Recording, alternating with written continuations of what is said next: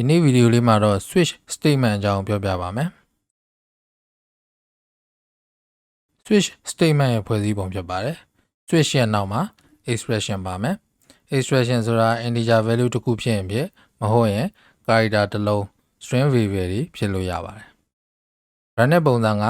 expression ကိုစစ်ကြည့်မယ်ပြီးရင်အောက်ကတူတဲ့ case တွေအောက်က code တွေကို run သွားမှာဖြစ်ပါတယ်သဘောက expression သည်1လား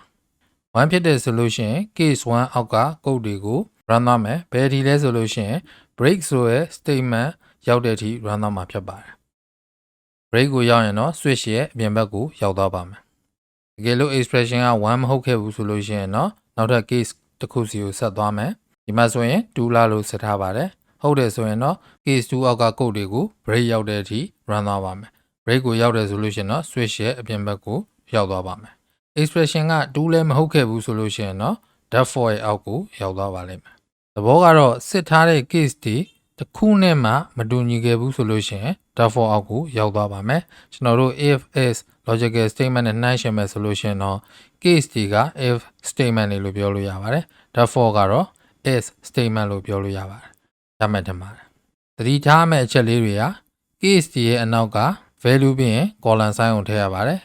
case တဲ့က coding ရဲ့အောက်မှာ break ကိုလိုအပ်သလိုထည့်ပေးရပါမယ် break ကိုထည့်မယ်မထည့်ဘူးဆိုတာကကိုလိုချင်တဲ့အနေအထားပေါ်မူတည်ပါတယ်နောက်မှာဆက်ရှင်းပြပါမယ်ဘယ်အချိန်မှာ switch ကိုသုံးသင့်တယ်လဲ if else logical statement နဲ့ switch နဲ့ဘာကွာလဲဆိုတာကိုလေ့လာကြည့်ရအောင် variable တစ်ခုတည်းကိုပဲ condition အမျိုးမျိုးစစ်ချင်တဲ့အနေအထားတွေမှာ switch ကိုသုံးသင့်ပါတယ်ဥပမာမှာ if num က1နဲ့ညီသလားဒါမှမဟုတ်2နဲ့ညီသလား3လားအဲ့လိုစစ်ချင်တယ်ဆိုလို့ရှိရင်တော့ switch ကိုပြောင်းသုံးလို့ရပါတယ်ဒီမှာ switch num 1ဖြစ်တယ်ဆိုလို့ရှိရင် case 1အောက်က code တွေ run မယ် num က2ဖြစ်ရင် case 2အောက်က code တွေ run မယ် num ရဲ့ value က3ဖြစ်တယ်ဆိုလို့ရှိရင်တော့ case 3အောက်က coding တွေကို run မှာဖြစ်ပါတယ်တခုမှမဟုတ်ခဲ့ဘူးဆိုလို့ရှိရင်တော့ default အောက်က code ကို run မှာဖြစ်ပါတယ်ရမယ်တမ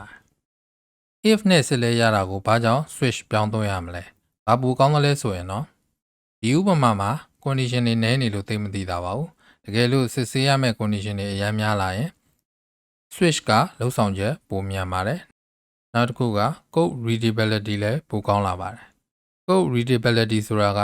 coding တွေကိုဖတ်ရတာဘယ်လောက်လွယ်ကူသလဲဆိုတာပါ switch မှာက condition တွေမဟုတ်ဘဲနဲ့ case လေးတွေနဲ့ခွဲထားပြီးတဲ့အတွက်ပိုပြီးရှင်းရှင်းလင်းလင်းရှိတယ်ဖတ်လို့ပိုလွယ်ပါတယ်ရမယ်ထင်ပါတယ် break ကိုဘယ်လိုသုံးရမလဲဆိုတာကိုဆက်လေ့လာကြည့်ရအောင် if condition မှာ on နဲ့ဆက်ထားပေးပါတယ်သဘောက num ရဲ့ value သည်1ဒါမှမဟုတ်2ဖြစ်ခဲ့လို့ရှိရင်အောက်က instruction ဆိုတဲ့ code ကို run မယ် switch မှာအဲ့လိုရေးချင်တယ်ဆိုလို့ရှိရင် num က1ဖြစ်ဖြစ်2ဖြစ်ဖြစ် run ရမယ့် code ကအတူတူဖြစ်တယ်ဆိုရင် case 1နဲ့2ကိုတတွဲတည်းရေးမယ်ပြီးရင် case 2အောက်ကျမှာ run ရမယ့် instruction ဆိုတဲ့ code ကိုရေးပါတယ် switch ရဲ့သတ်မှတ်ချက်က expression ကိုစစ်မယ်ပြီးရင်တူတဲ့ case ကိုဝင်သွားမယ် break ကိုမတွေ့မချင်းဆက် run မယ်ဒါဆို num က1ဖြစ်တယ်ဆိုရင်ဒီကိုရောက်လာမယ် run စရာ code မရှိဘူး break statement လည်းမရှိတဲ့အတွက်အောက်ကိုဆက်သွားမယ် case 2အောက်က code ကို run မယ်ပြီးတော့မှ break ကိုတွေ့ပြီးတော့ switch တဲကထွက်သွားမယ်တကယ်လို့2ဖြစ်ခဲ့တယ်ဆိုရင်လည်း case 2ကိုရောက်လာမယ် instruction ကို run မယ် break command ကိုတွေ့ရင် switch ရဲ့အပြင်ဘက်ကိုရောက်သွားမယ်ရမယ်ထင်ပါတယ် if condition မှာရေးထားတဲ့ပုံစံက num သည်1ဖြစ်ခဲ့တယ်ဆိုလို့ရှိရင် instruction 1နဲ့2ဆိုတဲ့ code ကို run မယ်တကယ်လို့ num ရဲ့ value က2ဖြစ်ခဲ့တယ်ဆိုလို့ရှိရင် instruction 2ဆိုတဲ့ code ကို run မယ်ဒီလိုအခြေအနေအတွက် switch နဲ့ရေးပြပါမယ် num က1ဖြစ်ခဲ့တယ်ဆိုလို့ရှိရင် case 1ဒီနေရာကိုရောက်မယ် instruction 1ကို run မယ် break ကိုမတွေ့တဲ့အတွက်အောက်ကိုဆက်ဆင်းမယ် instruction 2ကိုပါဆက် run မယ်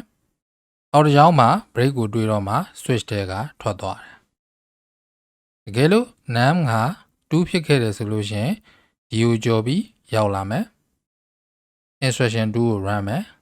break ကိုတွေ့ရင် switch ရဲ့အပြင်ဘက်ကိုရောက်သွားမယ်ဒါဆိုရင် if condition မှာအလုပ်လုပ်သွားတဲ့အတိုင်းပဲ switch မှာလည်းလုပ်တာကိုတွေ့ရပါလိမ့်မယ်ရမယ်ထင်ပါတယ်တခုပြောစရာရှိတာက if နဲ့စစ်ထားတဲ့ condition တိုင်းကို switch ပြောင်းသုံးလို့မရပါဘူးဆက်လေ့လာကြည့်အောင် if condition မှာကျွန်တော်တို့က range operator တွေကိုသုံးလို့ရပါတယ်ဥပမာတစ်ထက်ကြီးသလား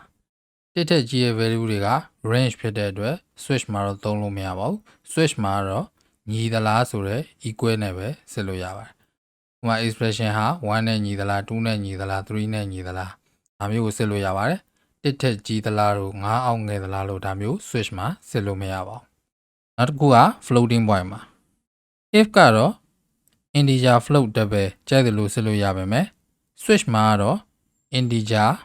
char string type တွေကိုပဲစစ်လို့ရပါတယ်နောက်တစ်ခုကတော့ if condition ရဲ့အတွင်းမှာ variable တစ်လုံးထပ်ပို့ပြီးတော့စစ်ဆေးလို့ရပါတယ်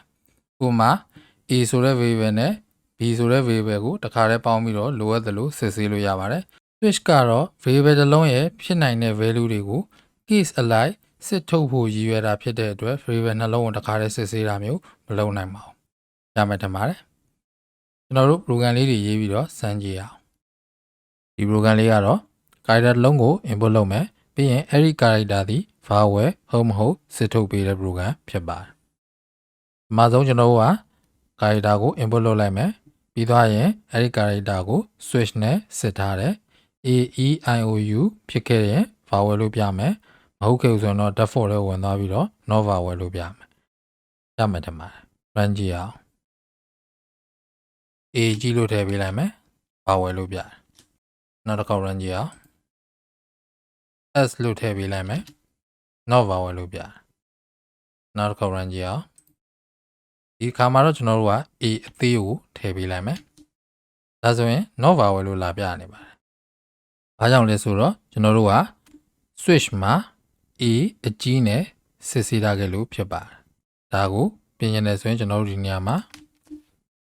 2 bar လို့ထည့်လိုက်ပါမယ်2 bar ဆိုတာက lower case ဖြစ်နေတဲ့ character ကို upper case ပြောင်းပေးတဲ့ function ဖြစ်ပါတယ်ပြန် run ကြည့်အောင် a သေးလို့ထည့်ပေးလိုက်ပါတယ်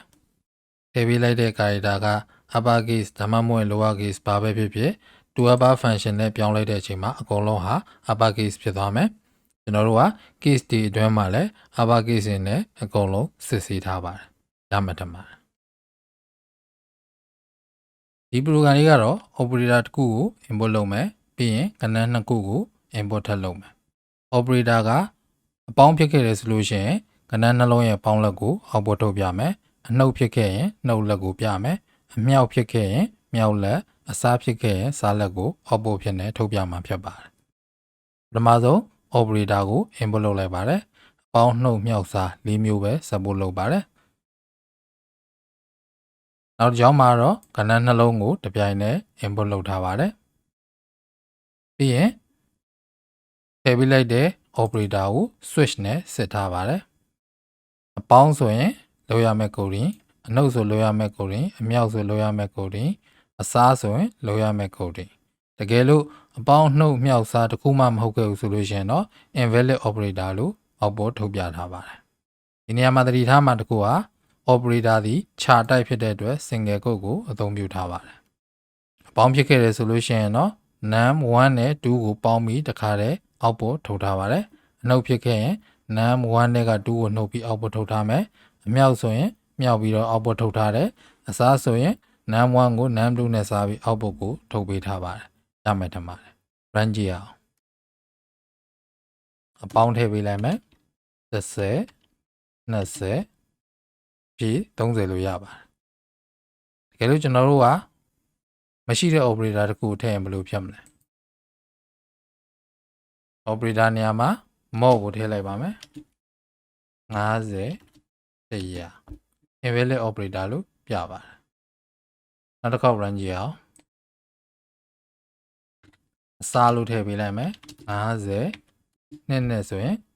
25လို့ result ထုတ်ပြပါတယ်ရမယ်ထင်ပါတယ်